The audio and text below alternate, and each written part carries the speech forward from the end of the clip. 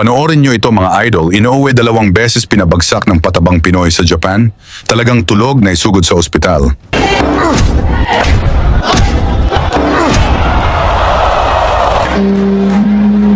Balitang esports, nag-aati ka po mga laban. Sa kabila ng sunod-sunod na pagkabigo ng ilang top Pinoy fighters sa Japan,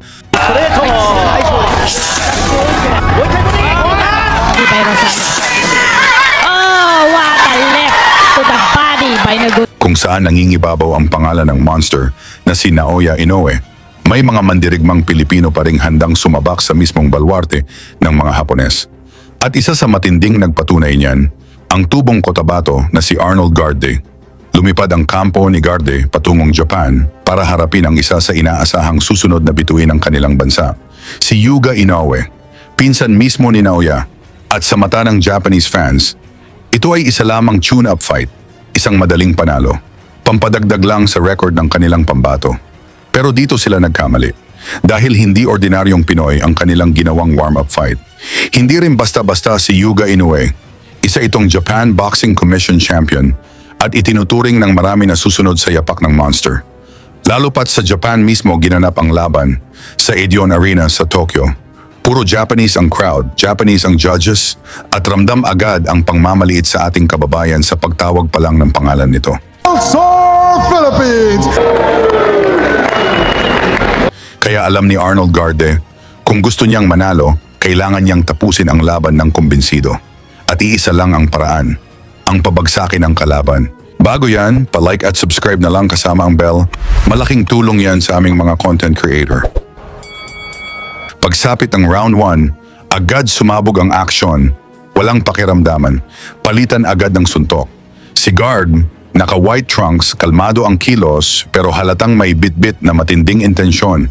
Habang si Yuga naman, todo suporta mula sa Japanese crowd na umaasang mabilis matatapos ang Pinoy. Ito sa kamata, dahil may mong buwan, mong ubirang. Oo, magbabayang ka, ba? Dami.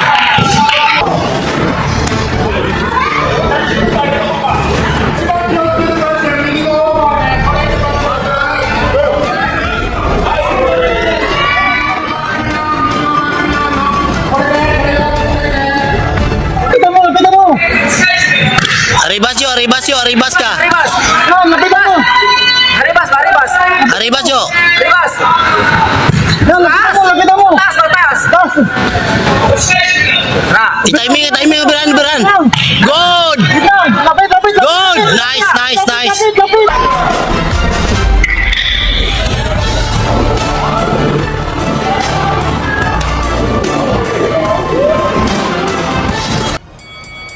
Sa round 2, lalo pang naging agresibo ang kampo ni Inoue. Akala ng marami, unti-unti nang bibigay ang ating kababayan. Pero dito ipinakita ni Garde ang matibay niyang depensa. Bawat pasok ni Yuga may katapat na counter. Tahimik pero epektibo. Arribas ka. Haribas! Haribas! Haribas! Arribas yo. Haribas! Taas! Taas! Taas! I-timing beran. Good.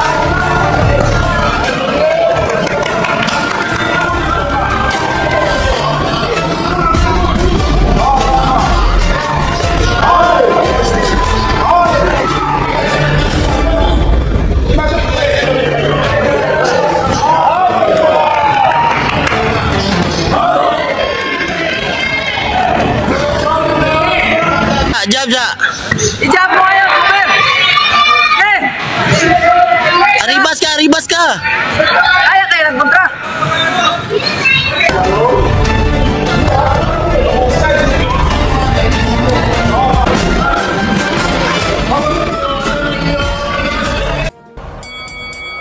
Pagsapit ng round 3, patuloy ang dikdikan. Parehong matigas, parehong ayaw umatras. Pero habang tumatagal, mas lalong nagiging komportable ang Pinoy. Parang hinihintay lang niya ang tamang pagkakataon.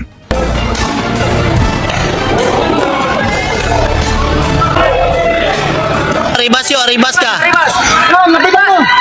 Haribas! Haribas! Arribas yo. Haribas! Taas! Taas! Taas! I-timing beran. Good.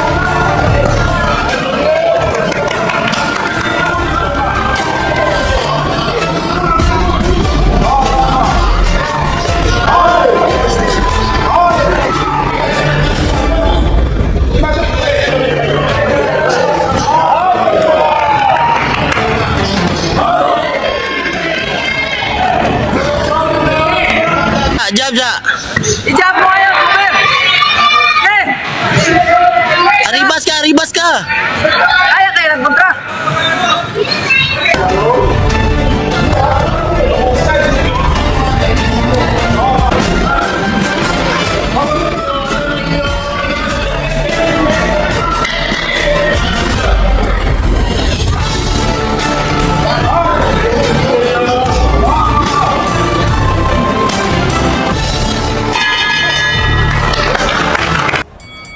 Round 4, parehong nakapatama ng malakas ang dalawang boxers, ngunit pareho rin na nagpakita ng tibay.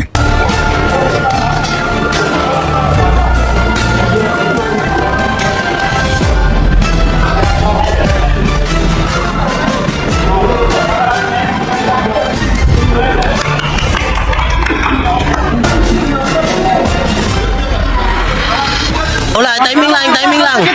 Tato, counter ka. Counter ka, Jo, counter ka. Ayaw bungi. Ayaw bungi ba? Ayaw bungi, Jo. Ayaw bungi, ayaw bungi. Counter ka ba? Sumbag ka.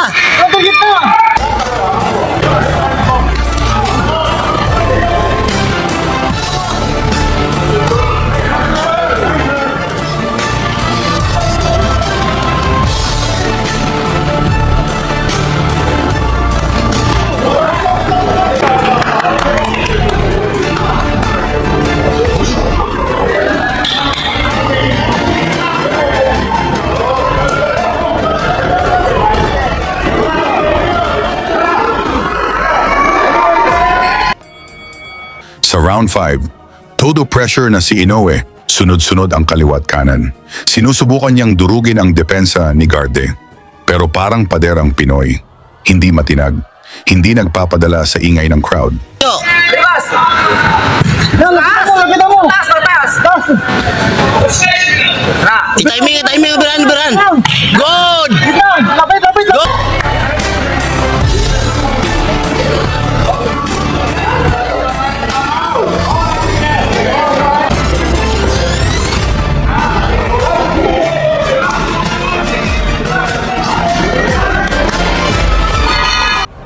Round 6, umatake na itong si Inoue, gusto ng pabagsakin ng ating Pinoy, ngunit nagpakita din ng tibay si Kabayan. Tapo kayo!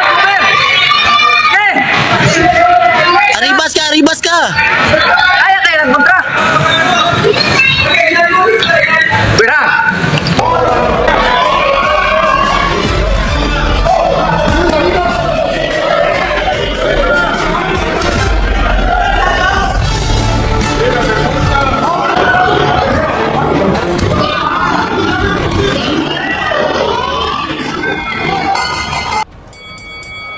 At pagdating ng round 7, dito na nagbago ang lahat. Habang kumpiyansang sumusugod si Yuga, biglang nakahanap ng tiyempo si Arnold Guard. Ya. Timing! Timing, timing, arribas mo. Timing, arribas mo. Timing, arribas mo. Kaya lang sumbag.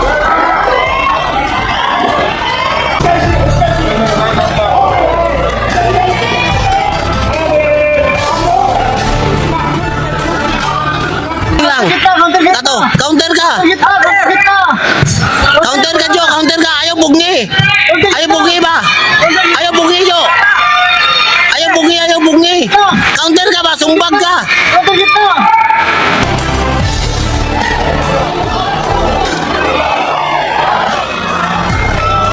Isang malinis na suntok ang diretsong tumama. Bumagsak si Yuga Inoue. Nagulantang ang buong arena.